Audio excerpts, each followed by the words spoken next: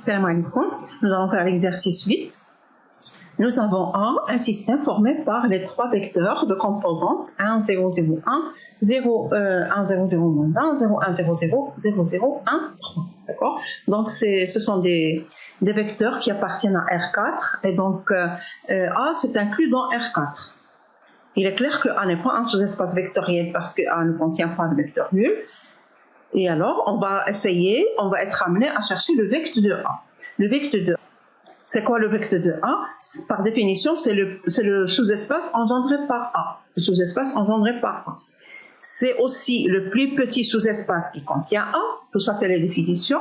C'est aussi l'intersection de tous les sous-espaces qui contiennent A. Mais en pratique, c'est quoi le vecteur A? C'est tout simplement l'ensemble des combinaisons linéaires de vecteurs de A. D'accord? C'est l'ensemble des combinaisons linéaires de vecteurs de A. Et alors, puisque A, c'est le système formé par ces trois vecteurs, vecteur de A, ça va être l'ensemble des combinaisons linéaires de ces trois vecteurs. Donc, ça va être X premier vecteur, plus X deuxième vecteur, plus Z troisième vecteur, avec X, Y, Z appartenant à R. C'est-à-dire, c'est l'ensemble, si on calcule cette combinaison linéaire, ça va être l'ensemble de ces vecteurs de cette forme. On voit que X, Y, Z appartiennent à R et c'est la quatrième composante qui est égale à moins X plus 3Z. Donc, on peut écrire que vecteur de A, c'est l'ensemble des vecteurs de R4 tels que la dernière composante qui vérifie moins X plus 3Z égale T, c'est-à-dire X moins 3Z plus T égale à 0. On peut l'écrire comme on veut, mais à la fin, on peut l'écrire sous la forme d'une équation linéaire homogène. On obtient alors vecteur de A égale, d'accord? Bon, on passe à l'exercice 9. Nous allons ici avoir un ensemble F de polynômes de R3 de X, c'est-à-dire de degré inférieur égal à 3, qui vérifie P de 1 égale P' de 1 égale 0. Montre que F est un sous-espace vectoriel de R3 de X. Déterminer un système S tel que F égale vecteur de S. Le système S qui vérifie F égale vecteur de X, c'est ce qu'on appelle un système générateur de F. Demande de montrer que F est un sous-espace vectoriel et on nous demande de déterminer le système S tel que F égale vecteur de S. En fait, si on trouve S tel que F égale vecteur de S, ça démontrera aussi que F est un sous-espace vectoriel parce qu'un vecteur de S, c'est le sous-espace engendré par S. Donc, par définition, c'est un sous-espace vectoriel. Alors, on va commencer par la définition des vecteurs de F. Un vecteur P appartient à F. Si S est seulement si, c'est un polynôme qui appartient à R3 de X, c'est-à-dire le degré est inférieur égal à 3, qui vérifie P de 1 égale P' de 1 égale 0. Donc, ce que ça veut dire P appartient à R3 de X, on va développer, ça veut dire que P s'écrit AX3, puis Bx carré, etc., avec ABCD appartenant à R. Et la condition P de 1, P' de 1 égale 0, nous allons la rajouter ici. Qu'est-ce que ça nous donne? Ça nous donne un système. Pour P de 1 égale à 0, on obtient A plus B plus C plus D égale 0. Et pour P' de 1 égale 0, on obtient 3A plus 2B plus C égale 0. On obtient donc qu'un polynôme P appartient à F si et seulement si il s'écrit sous cette forme avec A, B, C, D sont les solutions de ce système. On obtient donc un système homogène qu'on peut résoudre en utilisant la méthode de Gauss. En utilisant la méthode de Gauss, puisque c'est un système linéaire et il est en plus homogène.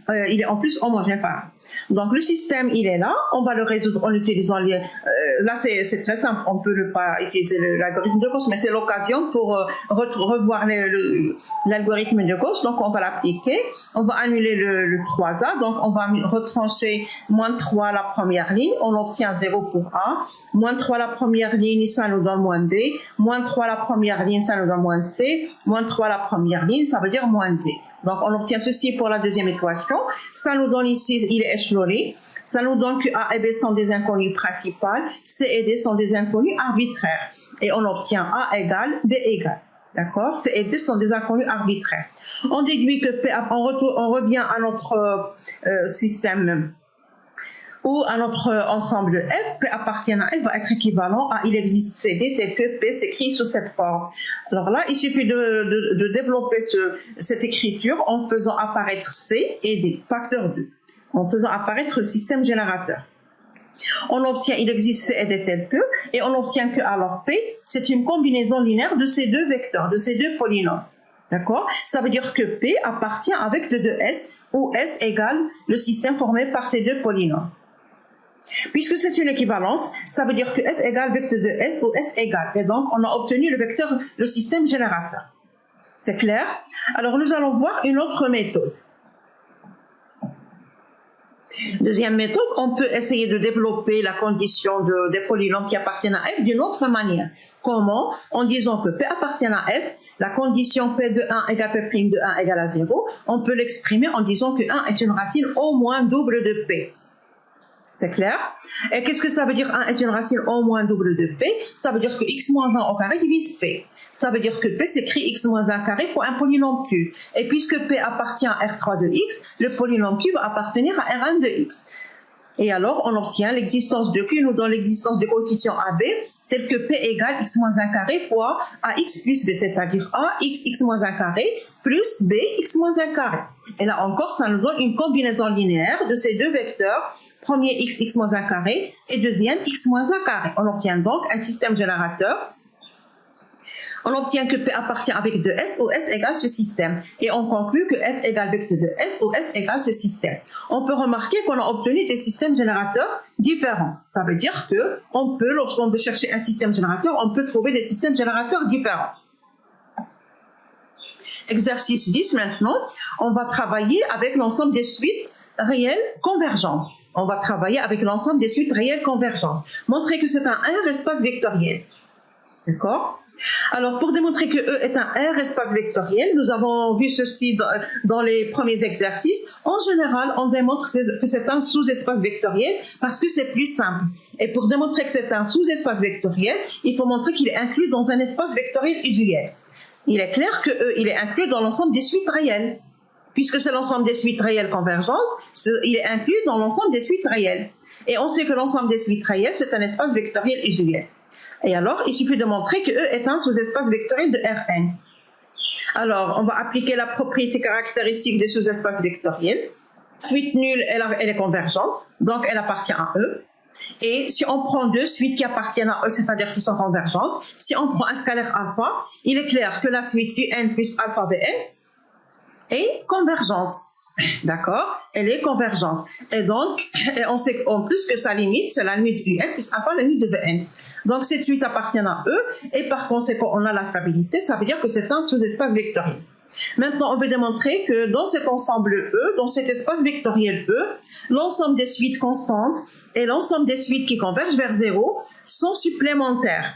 Alors, on va noter grand C, l'ensemble des suites constantes, et E0, l'ensemble des suites qui convergent vers 0. D'accord? Il est facile que l'ensemble des suites constantes, une suite constante est convergente. D'accord? Elle converge vers cette constante.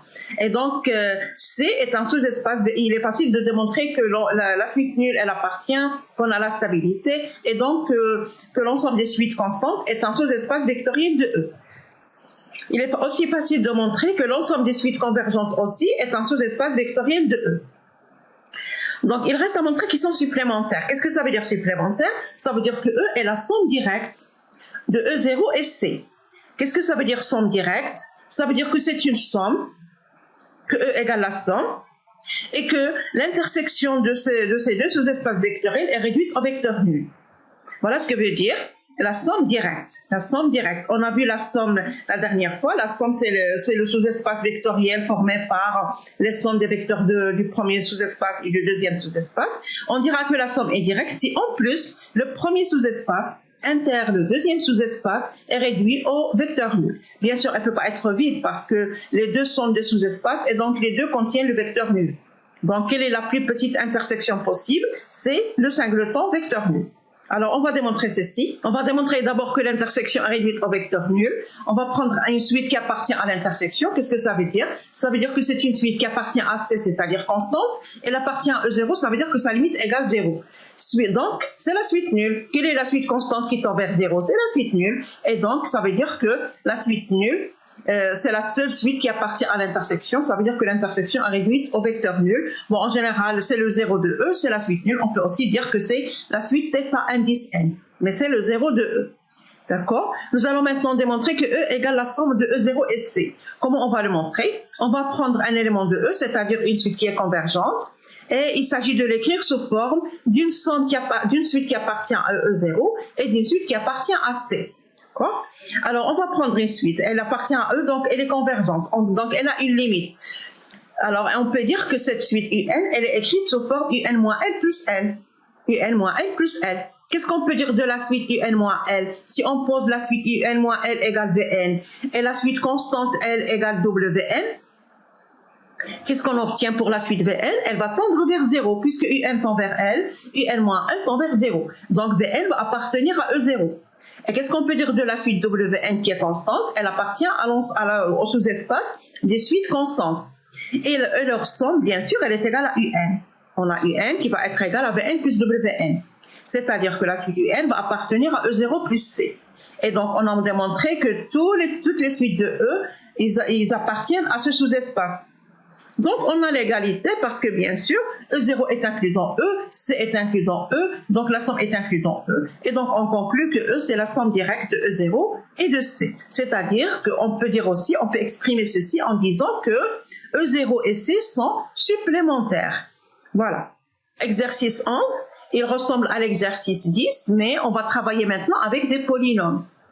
On travaille avec, dans l'ensemble, dans l'espace vectoriel des polynômes. On va considérer un polynôme P qui appartient à K de X de degré n plus 1, n appartenant à grand N. On veut démontrer que l'ensemble des multiples de P, qu'on va noter Pk de X, est un sous-espace vectoriel de K de X. Et on va démontrer que ce sous-espace vectoriel, il est ensemble direct avec l'ensemble des polynômes Kn de X, c'est-à-dire les polynômes de degré inférieur ou égal à n. Alors, on va démontrer d'abord la première question, que Pk de X, c'est un sous-espace vectoriel. Pk de X, bien sûr, c'est l'ensemble des multiples de P, c'est-à-dire l'ensemble des polynômes qui s'écrivent P fois Q appartenant à K de X. Le polynôme nul, bien sûr, appartient à Pk de X. Il suffit de prendre Q égale θ. Pθ égale θ, c'est-à-dire que θ appartient à Pk de X. Et si on prend deux polynômes de Pk de X, c'est-à-dire deux polynômes de la forme PQ1, PQ2, si on prend un scalaire alpha, bien sûr, si on ajoute PQ1 plus alpha PQ2, on va obtenir P facteur de Q1 plus alpha Q2, c'est-à-dire un multiple de P. Et donc, on déduit que Pk de X est un sous-espace vectoriel de K de X.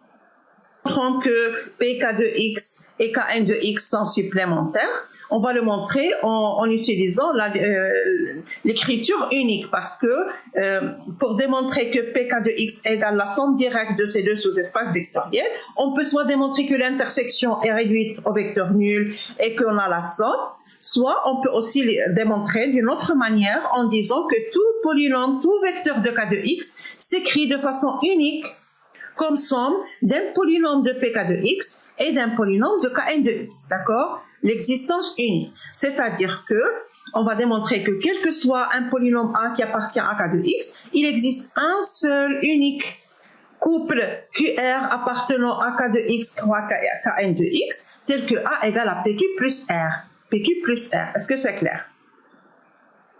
Ça fait penser à la division euclidienne. On a, d'après la division euclidienne dans K de X, que quel que soit le polynôme A qui appartient à K de X, il existe un seul quotient, un seul reste.